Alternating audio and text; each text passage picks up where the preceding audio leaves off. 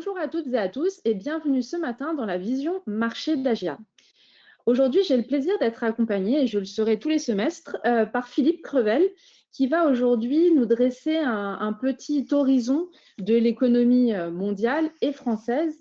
Et donc, Philippe, je vous laisse vous présenter parce que nos agents ne vous connaissent peut-être pas, même si vous étiez à notre convention en 2024, mais tout le monde n'était pas là. Bonjour à toutes et à tous. Merci de m'avoir convié pour cette réunion Vision Marché. Je suis directeur du Cercle de l'Épargne. Le Cercle de l'Épargne, c'est un centre d'études et d'information sur l'épargne et la retraite. Nous réalisons depuis plus d'une dizaine d'années des analyses, des études, des enquêtes sur tout ce qui concerne l'épargne et également la retraite. Nous analysons la situation de l'économie française et mondiale et puis également le marché de tous les produits financiers. Merci Philippe. Alors, l'économie a été un peu, on va dire, bouleversée en 2025. Pourtant, elle a bien résisté. Comment vous pouvez nous expliquer cette résilience et quelles sont vos prévisions pour les prochains mois?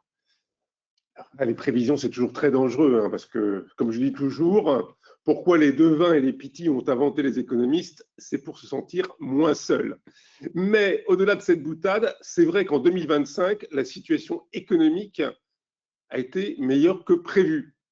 Avec le retour de Donald Trump, avec l'annonce de l'augmentation massive des droits de douane, le jour de Liberation Day, comme il disait, au début du mois d'avril de l'année dernière, tout le monde s'attendait à un ralentissement économique important de l'économie mondiale des États-Unis, qui reste la première puissance évidemment au niveau de l'économie mondiale, et puis de l'Europe et de la France. Bilan des courses, globalement, la croissance en 2025 au niveau mondial, c'était 3%. À peu près la même chose que l'année précédente. Le commerce international qui devait chuter massivement du fait des droits de douane a continué de croître. Simplement, il y a eu une réallocation. Les Chinois ont vendu un peu plus en Europe. D'ailleurs, cela crée quelques tensions. Ils sont passés par d'autres pays pour pouvoir exporter vers les États-Unis. Pour la croissance justement de ce pays, il y a eu une petite baisse, mais pas massive, 2,3% de croissance en 2025. Pour la zone euro, on a fait 1,5%. Ce n'est pas terrible, mais c'est pas mal par rapport au contexte économique.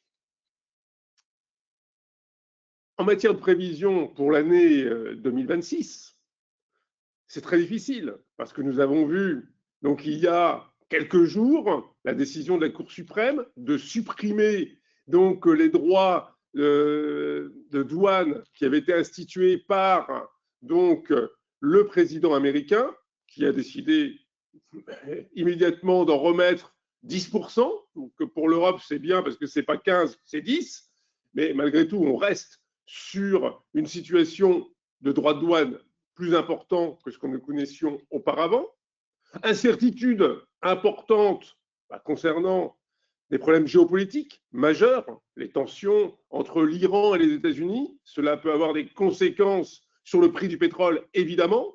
Tensions toujours avec la Chine, que ce soit États-Unis ou que ce soit l'Union européenne, qui considère que ce pays a une tendance, évidemment, à développer ses exportations à coût donc cassé, et donc la possibilité d'augmenter également les droits de douane donc sur les produits chinois qui arrivent en Europe. Autre incertitude qui sont liées évidemment à la politique monétaire américaine sur la valeur du dollar, qui peuvent gêner donc l'appréciation, qui peuvent provoquer l'appréciation de l'euro. Donc on a une situation qui est marquée par de fortes incertitudes, mais il y a des points positifs. Premièrement, l'Allemagne est sortie de récession en 2025 et devrait donc cette année être en territoire positif grâce à un plan de relance massif, plus de 800 milliards d'euros. D'autre part, il y a malgré tout, même si c'est peut-être insuffisant, une baisse des taux pour les crédits, et ça va favoriser l'investissement à la fois en Europe et en France. Et puis, il y a l'intelligence artificielle. J'y reviendrai au niveau donc des placements, mais l'intelligence artificielle se diffuse au niveau donc mondial, ça génère des gains de productivité et ça, c'est positif pour la croissance. Je passe à la slide suivante, pardon, excusez-moi.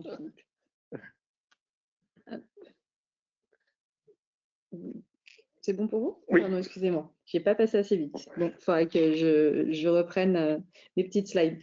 Alors, pour la France, vous avez parlé de l'économie mondiale. Maintenant, passons à la France, puisque là aussi, on a tardé à avoir nos lois de finances. Ça a été très, très compliqué. Donc, entre crise budgétaire et crise politique, comment s'en est sortie la France cette année? Alors, la France. Donc, on est toujours dans une situation évidemment politique compliquée avec l'absence de majorité à l'Assemblée nationale, ce qui a entraîné donc une adoption tardive pour la deuxième année consécutive de nos lois de finances. Mais en 2025, pareil, certains avaient annoncé une croissance faible, 0,6, 0,7%. On a fait à peu près 1%, 0,9 pour être précis. Ce n'est pas fantastique. C'est insuffisant pour résoudre nos problèmes de finances publiques, mais nous sommes en territoire positif avec en éléments à mettre en valeur. Premièrement, une reprise dans le cours de l'année de l'investissement. L'investissement avait diminué depuis 2 ans et l'investissement des entreprises a rebondi. Une stabilisation du marché immobilier avec une très légère reprise grâce à la baisse des taux d'intérêt. Et puis, autre facteur positif, le rebond de la productivité. La productivité avait diminué en France depuis 2017 et en 2025, il y a eu un rebond de la productivité. La productivité, c'est essentiel pour la croissance. Dernier point à mettre au crédit de la France, c'est le commerce extérieur, qui est toujours un point faible du pays. Or, nous avons réduit notre déficit au niveau de la balance commerciale grâce à une augmentation des exportations. Alors, ce sont les avions, ce sont les bateaux de croisière, c'est également les produits pharmaceutiques. C'est un peu moins bien, en revanche, sur l'industrie agroalimentaire. Mais malgré tout, ça a soutenu la croissance du pays. Point négatif, je ne vais pas m'étendre, c'est le déficit public qui reste élevé, un des plus importants évidemment de la zone euro et de l'Union européenne. C'est une dette publique qui continue à augmenter. C'est un point d'inquiétude, que ce soit pour les investisseurs sur les marchés financiers et pour nous en tant que contribuables, car à un moment ou à un autre, il va falloir réduire donc ces déficits. Nous essayons de gagner du temps, ou du moins les responsables politiques essaient de gagner du temps dans l'attente peut-être de futures élections.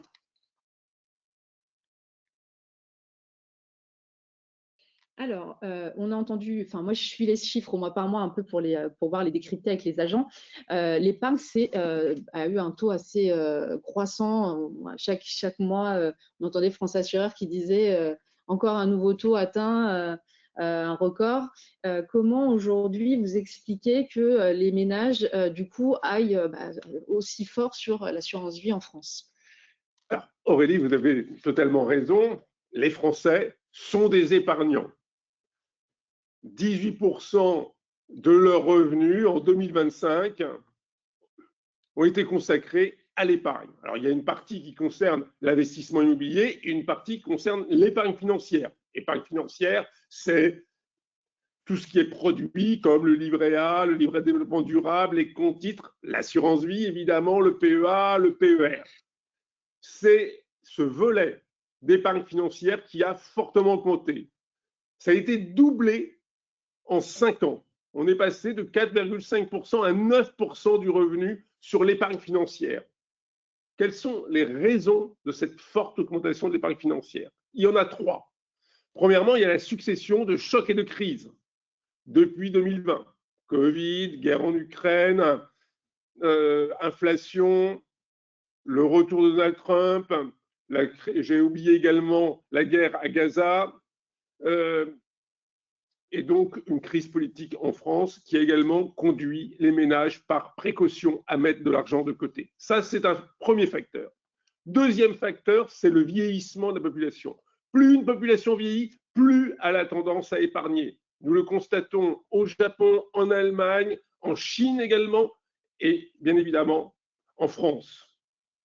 Troisième facteur d'augmentation du taux de l'épargne, c'est, on va dire, l'augmentation des gains financiers que génère cette épargne. Les Français, à la différence des Américains, capitalisent. Quand ils ont un gain sur les marchés, ils le laissent sur les produits. Et donc, ça gonfle automatiquement le taux d'épargne. Or, ces dernières années, les produits financiers ont été plutôt, se sont caractérisés par des rendements élevés, que ce soit au niveau des fonds euros de l'assurance vie où on a une augmentation, on était à 1,21%, donc aux alentours de 2021, et on est remonté à plus de 2,6%. Et puis, il y a une très bonne tenue des marchés financiers.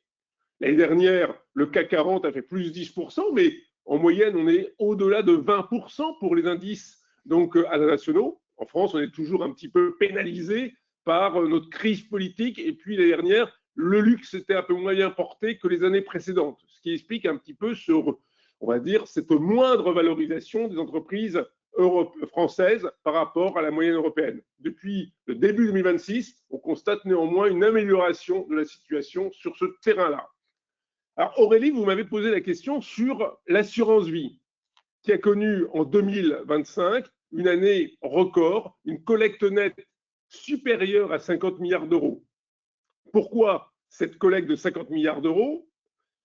C'est que les Français ont constaté que le rendement de l'assurance vie était extrêmement attractif.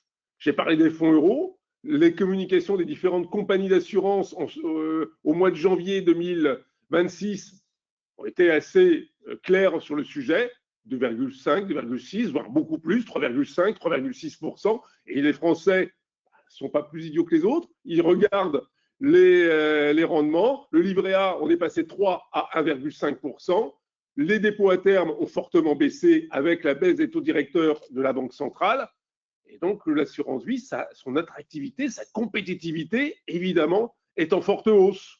Et les ménages ont privilégié ce type de placement. En parallèle, même s'il n'y a pas forcément adéquation, corrélation forte, mais néanmoins, c'est un indicateur. Le livret A a été en décollecte en 2025 de 2 milliards d'euros. Il faut savoir que le livret A, entre 2020 et 2025, a eu son encours augmenté de 200 milliards d'euros, ce qui est un record. C'était lié évidemment à l'angoisse, à l'épargne de la peur. Aujourd'hui, les Français, les ménages réorientent une partie de cette épargne vers des produits de long terme et en priorité sur l'assurance vie. Et le deuxième produit qui bénéficie, on va dire, de l'appui des Français, c'est le plan d'épargne retraite parce que, comme je l'ai dit précédemment, le vieillissement démographique est un sujet majeur pour la population. La question du pouvoir d'achat au moment de la retraite, c'est quelque chose qui préoccupe plus de 3 Français sur 4. Et donc, de ce fait, le PER connaît une croissance importante depuis donc plusieurs années, depuis sa création. Et donc, aujourd'hui, on a évidemment un produit qui se développe à côté de l'assurance vie. J'ai même entendu là pour le début du mois de janvier, je crois que les versements, parce que les Français reçoivent leurs primes, que les versements qui n'arrivaient plus du tout sur les livrets et l'assurance vie surplombait encore une fois l'investissement des Français, c'était vraiment orienté là-dessus.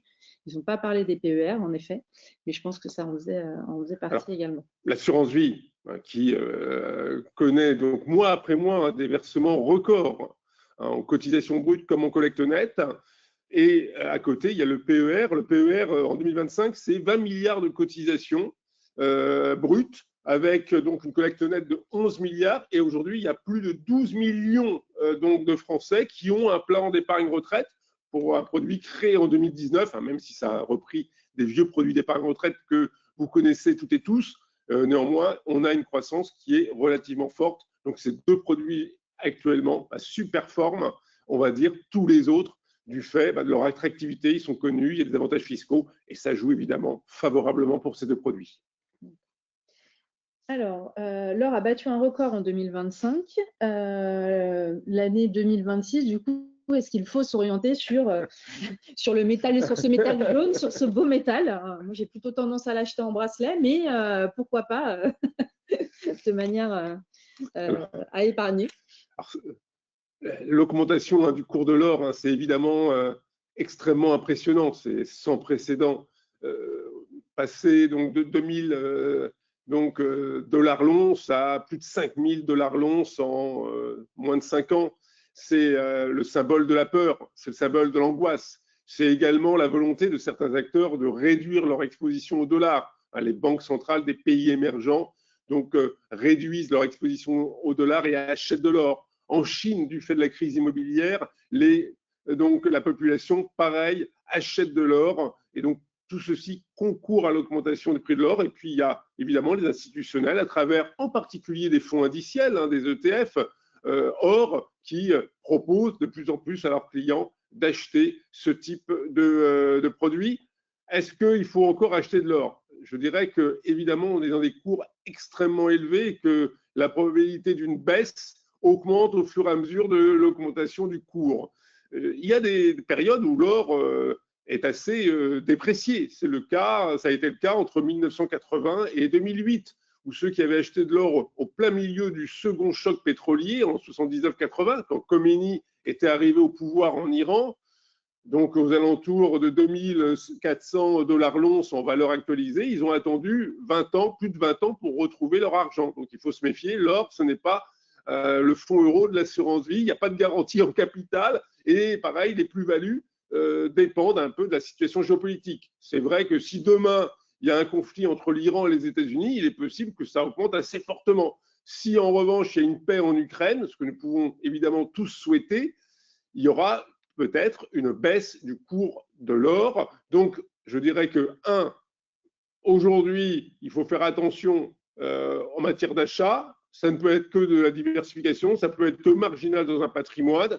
Et puis, attention de ne pas être scotché pendant de nombreuses années avec ce produit qui ne génère ni intérêt ni dividende. C'est purement spéculatif, c'est purement de la plus-value ou de la moins-value.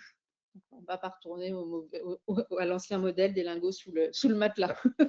Sauf à faire plaisir à son meilleur cambrioleur. Oui. Alors, on va parler d'un autre support, puisqu'on avait fait un webinaire l'année dernière sur le Bitcoin. On en entend beaucoup parler, même si j'ai cru comprendre que là, c'était plutôt en baisse ces derniers temps. Qu'est-ce que vous pouvez nous en dire, du coup, pour les années à venir? Alors, le Bitcoin, c'est vrai que ça a été créé pendant la crise financière de 2008. Et donc, pour s'extraire du monde financier, pour s'extraire des établissements financiers, des banques centrales qui avaient été jugées donc imprudentes. Et le cours du Bitcoin, qui a toujours connu du yo-yo de manière impressionnante, mais avait dépassé donc en 2025 les 100 000 $ du fait d'une demande forte, deux grands facteurs. Premièrement, il y avait une institutionnalisation avec des fonds indiciels, avec des ETF donc en Bitcoin, ce qui avait permis de généraliser un peu la diffusion. Et puis le président américain Donald Trump, qui pendant très nombreuses années était opposé à ce type de produits, des crypto-actifs, s'est converti avec Elon Musk. À l'époque, ils étaient encore amis. Et d'autre part, sa famille a investi sur des plateformes. Et donc, le président américain a favorisé dans les premières semaines de son élection l'augmentation du cours du Bitcoin. Depuis, c'est en forte baisse. Avec donc aujourd'hui, on est retombé aux alentours de 70 000 $ le Bitcoin, une baisse de plus de 30%, 30 à 40%, ce qui est assez impressionnant. Quelles sont les raisons? Il y a une raison, c'est que le cours du Bitcoin est en fait assez corrélé à celui du Nasdaq et des grandes compagnies de la tech américaine. Or, comme vous le savez, il y a des doutes sur aujourd'hui l'intelligence artificielle, ou du moins sa rentabilité, parce que les investissements sur l'IA se chiffrent en centaines de milliards de dollars, et les investisseurs se disent attention, on est un peu dans une bulle Internet, et donc sortent de l'argent de l'IA américaine. Et donc, comme il y a une corrélation, le Bitcoin est percuté par ce doute sur l'IA. Et puis, ceux qui avaient beaucoup investi prennent leur plus-value, sortent du marché. Donc, ça fait baisser. On est sur un marché qui n'est pas régulé, qui est peu transparent. Quelques acteurs peuvent faire, on va dire, le prix. Et donc, ça peut expliquer ces mouvements du yo-yo extrêmement forts. Et puis, derrière, il faut quand même réfléchir sur l'avenir du Bitcoin. Il y a tout le développement des e-monnaies officielles, le e-euro, le e-dollar. Alors, plus parce que Trump est opposé au e-dollar. Mais en revanche, les Chinois adorent l'idée, le principe du e-yuan, et qui serait en fait une monnaie digitale créée par les Chinois, comme la BCE travaille sur le e-euro, qui pourrait concurrencer, on va dire, le Bitcoin. Donc aujourd'hui, il y a une compétition d'engagés.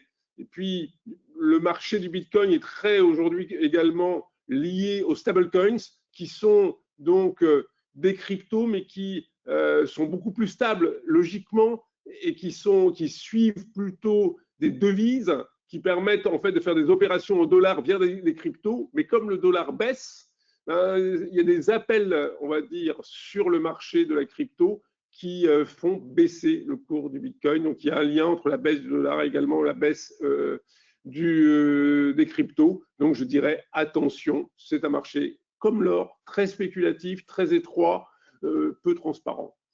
Bon, alors, quand on avait fait notre webinaire, c'est vrai que la crypto, les compagnies n'y allaient pas encore. Là, avec ce que vous nous dites, il y a peu de chances qu'elles y aillent en 2026. Il y a peu de chances qu'elles y aillent en 2026. Bon, il y a évidemment la concurrence, hein, et le fait que des compagnies américaines comme BlackRock proposent de la crypto. De toute façon, si les compagnies y vont, elles iront certainement avec des fonds multi-crypto pour mutualiser, comme d'ailleurs pour l'or, hein, les fonds indiciels qui se développent sont des fonds qui peuvent être multi-métaux précieux ou multi, on va dire, métaux tout court, nickel, cuivre, or, argent, ce qui permet de mutualiser. Pour la crypto, si ça se développe, ça sera certainement via des paniers pour éviter évidemment d'être lié à une seule crypto-monnaie ou actif.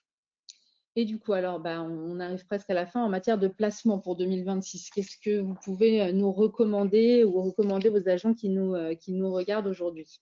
Alors, 2025 a été globalement une très bonne année en matière de placement, d'actions en particulier, avec en plus des taux obligataires qui étaient en hausse. Hein, donc, différentes composantes du marché financier étaient plutôt favorables. Baisse sur les marchés monétaires, sur le court terme, mais sur les autres segments, on était plutôt en hausse. Comme je l'ai dit, l'immobilier sort d'une crise, mais on commence à avoir quelques frémissements. Alors en 2026, on reste évidemment dans une période, comme je l'ai indiqué, d'incertitude. Donc il faut évidemment demeurer prudent en la matière. Malgré tout, on voit que depuis le début du mois de janvier, le cours des actions plutôt orienté à la hausse, mais avec quelques changements. C'est moins la tech américaine, c'est plus la tech coréenne, la tech japonaise. Donc les valeurs asiatiques retrouvent des couleurs, et en particulier le Japon, donc ce qui est assez intéressant.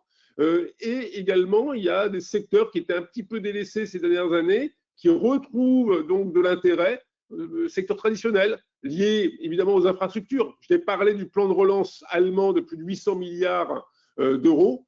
Derrière, évidemment, il faut des chemins de fer, des autoroutes, du bâtiment, l'énergie, évidemment, toujours dans le cadre de la transition écologique. Il y a également, alors, positivement ou négativement, l'industrie de la défense, parce qu'il y a une montée en puissance des dépenses en la matière. Ça a été très porteur en 2025, en particulier en Allemagne. Ça devrait continuer à l'être cette année. Donc, des secteurs, on va dire, plus classiques aujourd'hui portent les marchés actions. Donc, ça, c'est quelque chose à prendre en compte. Deuxième aspect, c'est au niveau obligataire. Les besoins de financement public sont très élevés en France, mais également en Allemagne, qui était jusqu'à maintenant, on va dire, un État qui empruntait peu. Le plan de relance va faire que les Allemands vont redevenir un acteur important sur le marché obligataire. Conséquence, c'est plutôt une hausse des taux d'intérêt à long terme qui devrait se produire. Aux États-Unis, pareil, déficit public qui est aux alentours de 7%. En plus, on est à quelques mois des mi-termes, des élections de mi-mandat. Donc, Donald Trump va distribuer de l'argent, entre guillemets. Donc, ceci va générer de l'endettement supplémentaire. Donc, on est plutôt dans un train d'augmentation des taux d'intérêt à long terme. Et donc, ça pousse évidemment le placement obligataire. Sur l'immobilier, c'est vrai que nous sommes dans un contexte compliqué parce qu'il y a beaucoup de bureaux libres en France en particulier. C'est toujours un marché qu'on construit quand on est en plein boom de l'immobilier, mais quand on livre, on est en général en phase de creux. Donc, c'est un peu le cas aujourd'hui. Il y a eu beaucoup de SCPI qui ont souffert en termes de valorisation, mais ça permet un assainissement du marché. Ça permet aujourd'hui de revenir avec des valeurs d'achat qui sont plus intéressantes, ce qui favorise le rendement. Et donc, il faut évidemment s'interroger sur les taux d'occupation au niveau des biens immobiliers contenus dans les SCPI. La localisation, pareil, plutôt plusieurs régions, plusieurs États. Et puis là, c'est vraiment la qualité du produit, du papier, qui va faire qu'on peut s'engager ou pas sur les SCPI. Je pense que ce contexte économique, financier va favoriser l'assurance vie, sans nul doute, qui permet à la fois de sécuriser et d'investir sur les marchés au niveau mondial. Ça va également donc être favorable à un placement de long terme qui est le plan d'épargne retraite. Et donc, on devrait avoir une année 2026 dans le prolongement de celle de 2025 en ce qui concerne donc les placements financiers. Merci Philippe. J'invite nos agents à nous poser des questions puisqu'on arrive à la fin de cette vision marché. Pour l'instant, j'en ai pas eu, donc je pense que vous avez été très clair et en effet, vous leur avez apporté une vision. On va attendre juste quelques petites minutes, enfin petites secondes pour voir s'il y a quelques questions. En tous les cas, c'était très intéressant. En termes de gestion pilotée et autres, les compagnies aujourd'hui, est-ce qu'elles font, parce qu'il y a pas mal d'agents qui suivent ces profils et offrent pour leurs clients, est-ce que ils vont être un peu plus dynamiques? Est-ce que aujourd'hui, comment ça va se passer avec ces différentes fluctuations? Alors, ce qui est important aujourd'hui, c'est évidemment la diversité, c'est donc la sélectivité des produits et la mobilité. On voit bien qu'on est dans un contexte qui est relativement instable, avec en plus une mutation technologique importante, l'intelligence artificielle, et la transition écologique. Donc, il faut savoir évidemment en permanence adapter, on va dire, le portefeuille à ces différentes mutations et donc pouvoir rapidement réagir. Ce qui fait que la gestion pilotée offre de nombreux avantages, permet donc une gestion groupée, collective, en fonction de critères qui sont définis donc avec l'assuré, en fonction de son appétence au risque.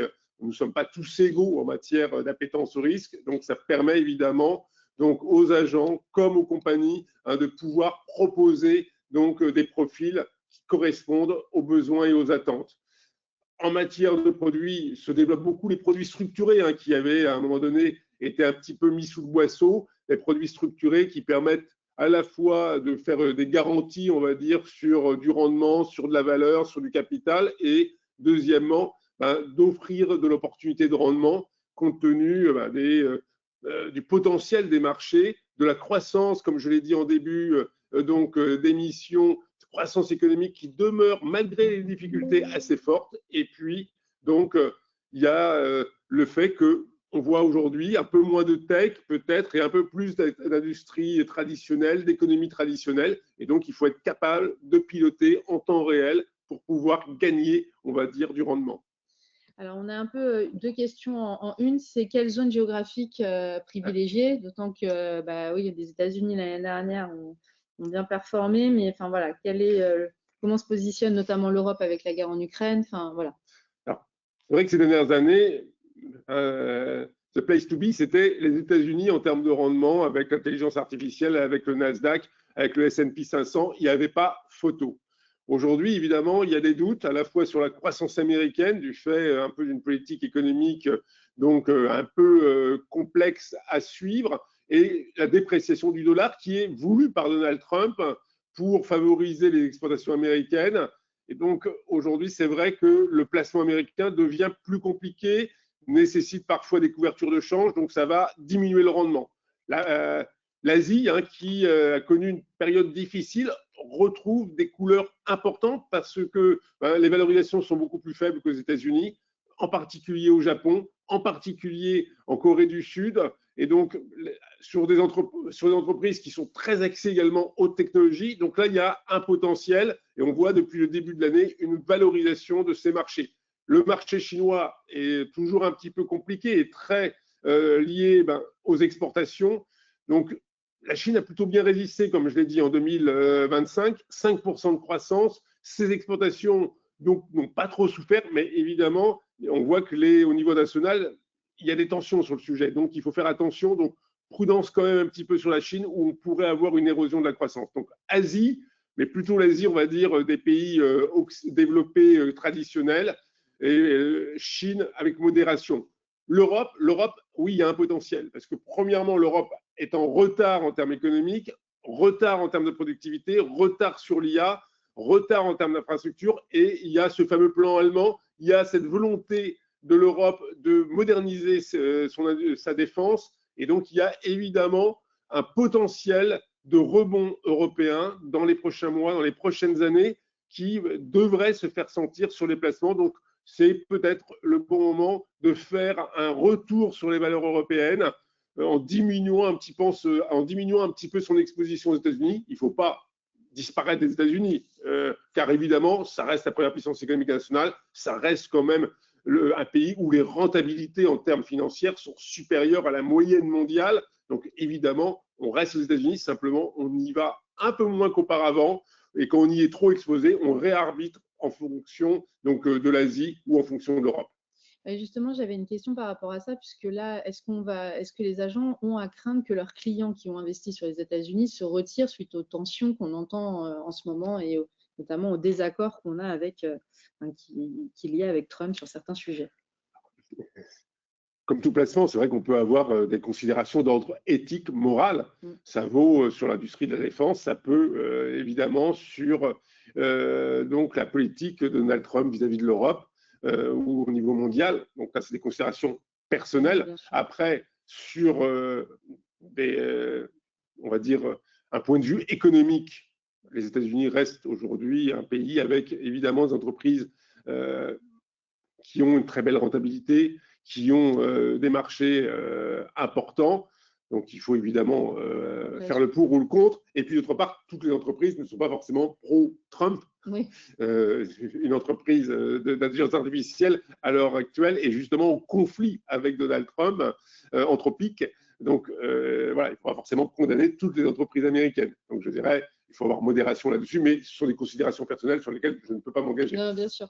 Mais après, en plus, est-ce que les Français ont conscience qu'ils sont investis sur ces supports-là? Parfois, ils le savent en plus même pas. Enfin, si c'est bien, si le gestionnaire fait bien son travail et qu'il a toute confiance, des fois, je ne suis même pas sûre qu'il sache sur quoi il a investi exactement. Sur les fonds d'investissement et sur les parts, les unités de compte qui sont investis sur des produits donc, qui investissent, sur des fonds qui investissent aux États-Unis ou sur des zones géographiques Amérique. Bon, c'est vrai qu'on ne va pas savoir exactement où l'argent va, c'est vrai. Voilà. On peut demander, parce que les lignes, il y a une transparence, il y a une information, etc. On peut demander.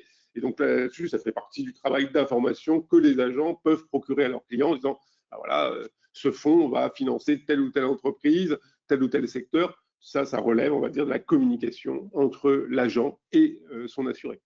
Alors maintenant, on change de domaine, on parle de l'IA. Est-ce que du coup, elle va davantage progresser ou est-ce que c'est une bulle comme l'était Internet au moment où ça a été lancé? Alors, il peut y avoir les deux. L'IA s'impose à très grande vitesse dans toutes les économies mondiales. Aujourd'hui, il y a plus de 40% des entreprises françaises qui utilisent l'IA. Donc, c'est déjà une réalité. Et nul n'imagine qu'on fasse machine arrière. Donc, l'IA va s'implanter durablement dans toutes nos activités. Premièrement, parce que nous avons besoin, nous produisons de plus en plus de données numériques. Nous produisons donc des informations qu'il faut donc gérer, analyser et puis structurer pour en faire quelque chose. Donc, l'IA nous aide parce que nous ne serions pas capables de le faire autrement. Et puis, nous avons des problèmes de main-d'œuvre, des pénuries, avec le vieillissement démographique, et la population active va diminuer. Donc, l'IA nous est indispensable donc, pour faire face à nos besoins. Ça, c'est un point qui est relativement admis en termes économiques. Sur le plan financier, évidemment, on voit que l'IA coûte très cher. Il faut créer des data centers, il faut de l'énergie. Et donc, toutes les entreprises qui sont investies sur ce secteur consomment des centaines de milliards de dollars en recherche, en infrastructure, en équipement. Et donc, les investisseurs se disent, mais attention, quelle est la rentabilité? Quel est le modèle économique? Très simple, par exemple, OpenAI, à l'origine de ChatGPT, c'est aujourd'hui donc une valorisation donc de ça dépasse une centaine de milliards d'euros de valorisation, mais le chiffre d'affaires, c'est 6 milliards de dollars et les pertes, c'est 12 milliards de dollars.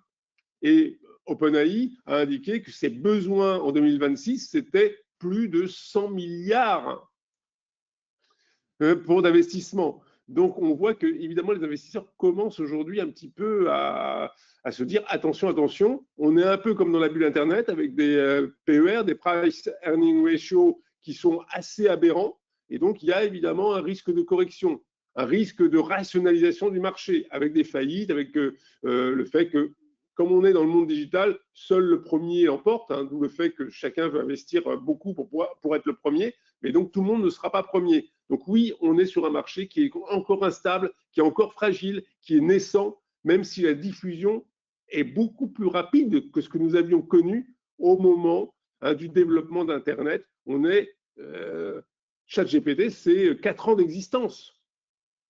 Même pas. C'est 3 ans et demi. Donc on est sur quelque chose d'extrêmement rapide. Or, aujourd'hui, nous sommes de plus en plus à utiliser l'intelligence artificielle au quotidien. Donc je dirais, c'est une économie qui va de plus en plus être axée IA, mais attention, évidemment, on risque d'avoir quelques corrections financières sur le sujet parce qu'il y a des aberrations. Alors, qu'en est-il des ETF, on me demande? Alors, les ETF, qui ont connu un succès extrêmement important ces dernières années. Pourquoi? Parce que c'est simple à comprendre, ça reproduit un indice ou plusieurs indices. Il n'y a pas beaucoup de frais parce que la gestion d'un ETF est assez simple. Il n'y a pas besoin de faire de l'arbitrage compliqué. Hein. Il suffit, par exemple, si je prends un ETF CAC 40, d'avoir dans le portefeuille les 40 entreprises françaises cotées. Donc, il y a à proportion de leur capitalisation. Donc, c'est vraiment très simple à gérer. C'est très facile à comprendre. Après, ça reproduit un indice. Hein. Donc, quand le CAC 40 augmente de 10%, je gagne 10%. S'il perd 7%, je perds 7%. Hein. Donc, ce n'est pas une garantie de capital. Ce n'est pas l'Eldorado à tous les coups. Mais c'est simple, peu de frais. Ça fait le succès. Et comme ces dernières années, les indices sont plutôt haussiers, donc évidemment, tout le monde considère que c'est une voie incontournable. Ça n'empêche pas de dire que la gestion plus complexe peut se défendre, surtout en période d'instabilité, en période complexe. D'autre part, il y a l'IA hein, qui aide de plus en plus aujourd'hui les gestionnaires d'actifs. Et la plupart des compagnies d'assurance se sont investies sur l'IA pour proposer des produits un peu plus compliqués que les ETF et qui peuvent à terme procurer un peu plus de rendement que les ETF. Donc je dirais simplicité. Aujourd'hui, ça fait partie, on va dire, du panier traditionnel que l'on offre à ses assurés, mais ça n'empêche pas que ce n'est pas en fait la voie exclusive pour les placements. Alors, je sais que vous n'êtes pas devin, mais il y a beaucoup de décrets qui passent là en ce moment. Est-ce qu'il faut craindre une baisse dans les court terme, moyen terme de la fiscalité des changements de la fiscalité de l'assurance vie? Aurélie, vous avez dit baisse. Je pense que vous voulez dire une hausse de la fiscalité. Oui, pardon. Moi, je suis pour la baisse. Hein. Et je pense que tout le monde est d'accord pour la baisse. Mais alors, donc, on a échappé déjà à l'augmentation pour 2026. On a craint, premièrement, le fameux impôt sur la fortune improductive. Quel nom fantastique d'ailleurs. Ça me plaisait beaucoup comme nom. Ça voulait dire que les placements étaient improductifs. Passons. Donc, cet impôt n'a pas vu le jour. Ça aurait concerné les fameux fonds euros. Il y a eu une augmentation de la CSG d'1,4 point qui ne concerne pas l'assurance vie, mais qui concerne en revanche le PER, le PEA et d'autres placements. Dans les prochaines années, là je dois avouer que c'est très difficile évidemment de dire qu'est-ce qu'il en sera. Comment les décisions ont du mal à arriver, je me doute. Alors, premièrement, on voit que le législateur fait très attention à ne pas trop toucher l'assurance vie pour deux raisons. Premièrement, c'est un produit qui est possédé par près de la moitié des Français. Donc, évidemment, c'est assez impopulaire de toucher un produit qui est vraiment, on va dire, dans le cœur à la fois de l'épargne, mais comme le livret A, hein, c'est un incontournable. Ça fait partie des voies de passage quasi obligées en matière de placement. Et puis, deuxième raison, c'est quand même, c'est un moyen de financement de l'État. Donc, on peut se tirer une balle dans le pied, mais ça peut faire mal. Donc, c'est pour ça que les pouvoirs publics, ils vont toujours avec des pincettes sur le sujet. Après, nul n'ignore le montant du déficit public, nul n'ignore le montant de la dette. Donc, je suis désolé, je ne mettrai pas, donc je ne jouerai pas 500 euros sur le fait qu'il n'y aura jamais d'augmentation dans les 10 prochaines années en matière de fiscalité d'assurance vie. Il ne faut pas le souhaiter, évidemment, parce que c'est un produit qui est aujourd'hui extrêmement performant en la matière. Alors, on me dit que du coup, certains clients sont quand même déçus du PER, s'agissant plus d'un différé d'impôt que d'une réduction.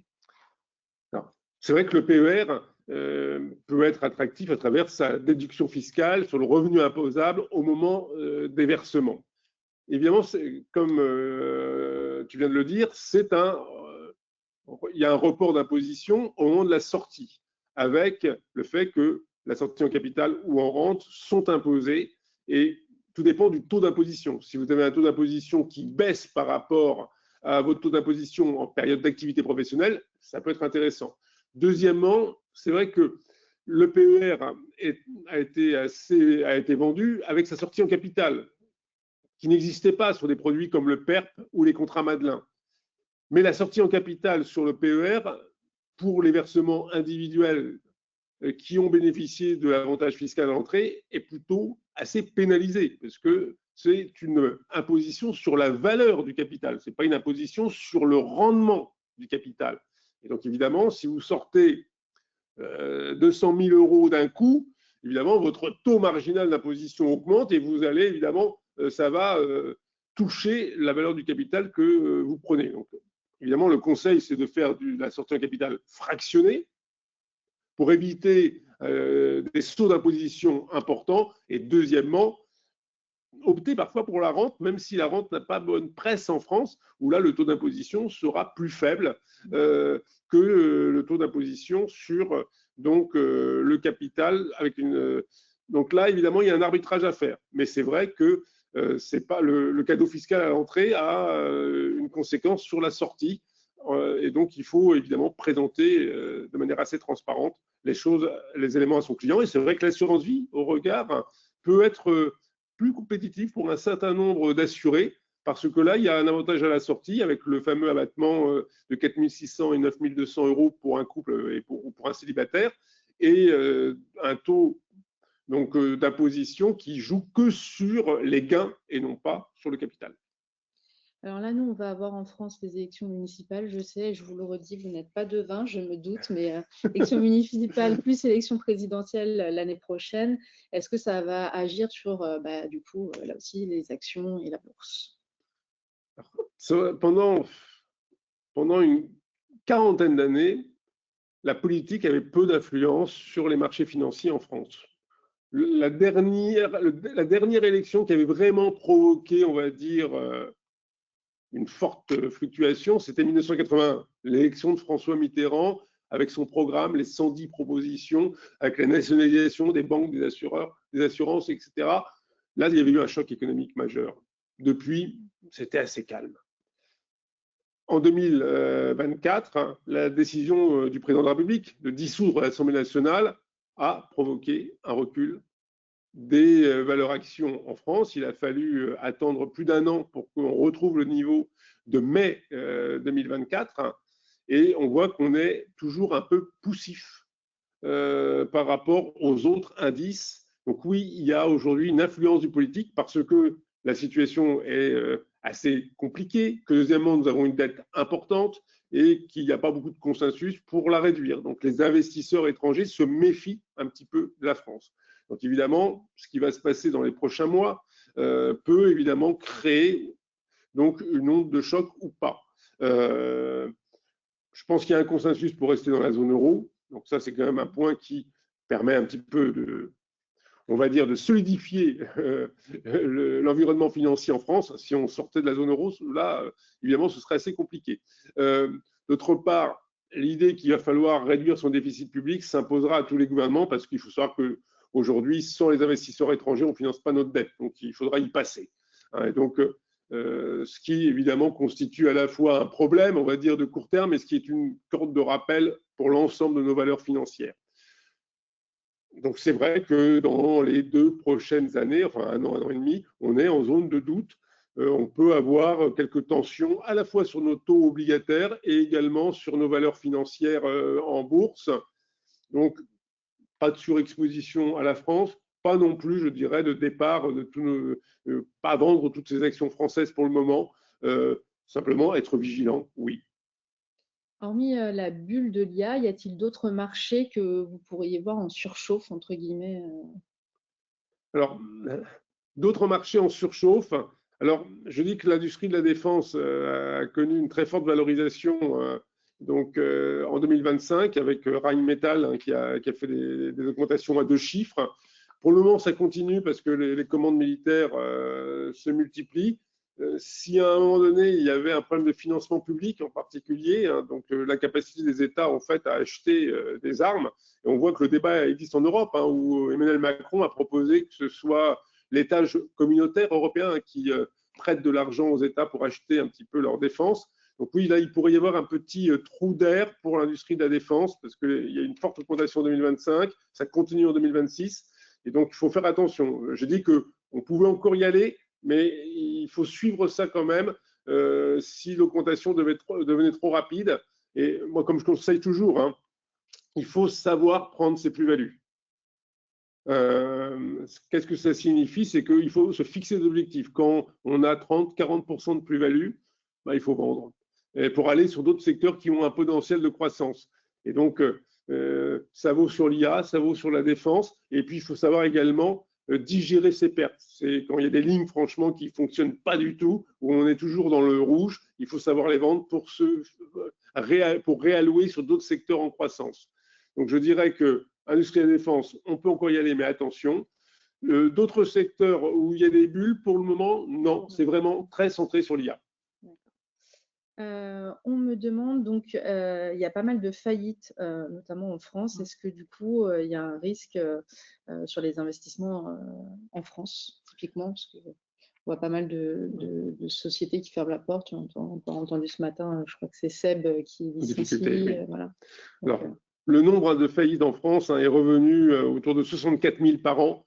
Il y en avait 30 000 en 2021-22. Mais à l'époque, il y avait le quoi qu'il en coûte, les aides des pouvoirs publics qui avaient fait diminuer, qui avaient fait diviser par 2 le nombre de faillites. Donc aujourd'hui, on est revenu au niveau d'avant-crise sanitaire. On est à un niveau élevé, c'est vrai. Mais il y a eu une période où on était très en deçà. Donc il y a un phénomène, on va dire, de compensation, de correction. Des entreprises qui auraient dû faire faillite entre 2020 et 2024 font faillite malheureusement aujourd'hui.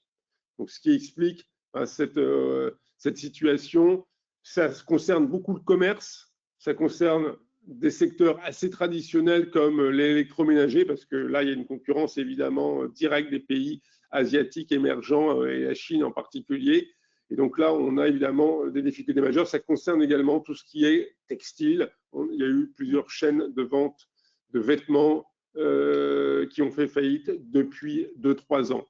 Donc il y a un phénomène d'ajustement, il y a un phénomène de destruction réel. On est en pleine révolution technologique, donc on est en phase de transition avec des secteurs qui sont fortement touchés et d'autres qui sont en train de se développer. Donc c'est pour ça qu'il faut être assez mobile, comme je disais tout à l'heure. Est-ce que cela peut pénaliser la croissance française? On a vu l'année dernière qu'on a fait à peu près 1%, on devrait faire 1% cette année. En création d'emplois, c'est vrai qu'on n'en a plus. Il y a eu une légère destruction d'emplois en 2025. Cette année, il est trop tôt encore pour faire une prévision. On n'aura pas, de toute façon, une forte augmentation de l'emploi. Malgré tout, on reste sur un chômage qui est autour de 7,9% de la population active. C'est au-dessus de la moyenne européenne. Donc, c'est évidemment un handicap pour notre croissance. Après, je pense qu'il y a des secteurs où il va y avoir des créations d'emplois. Il y a évidemment tout ce qui est la tech, il y a tout ce qui est services aux entreprises, il y a tout ce qui est également lié au tourisme, où là, il y a des pénuries de main-d'œuvre, parce que la France est un pays touristique. Et puis, des secteurs, par exemple, comme la construction navale, se portent très, très bien. L'énergie également, où on a besoin d'infrastructures. Également, il y a des besoins d'emploi. Eh bien, merci Philippe. 3 mots pour finir et conclure cette première vision marché. Je tiens à le dire que déjà, on refera la même chose au 2e semestre parce que vous avez été beaucoup à vous inscrire. Donc, n'hésitez pas à en parler à vos confrères qui font de l'assurance vie ou de la retraite. On le refera au 2e semestre. Mais quels sont vos trois mots de la fin? Alors, mes 3 mots de la fin, donc j'ai dit sérénité, diversité, mobilité. Hein, ça, c'est mes 3 mots. Et puis, pour conclure, deux citations. Hein, dans un univers d'extrême précarité, 2 métiers sont essentiels, la distraction et la gestion du risque. La distraction, je ne sais pas si j'étais bon. Donc, en cette fin de matinée, pour la gestion du risque, c'est votre travail, c'est vous êtes reconnu en tant que tel.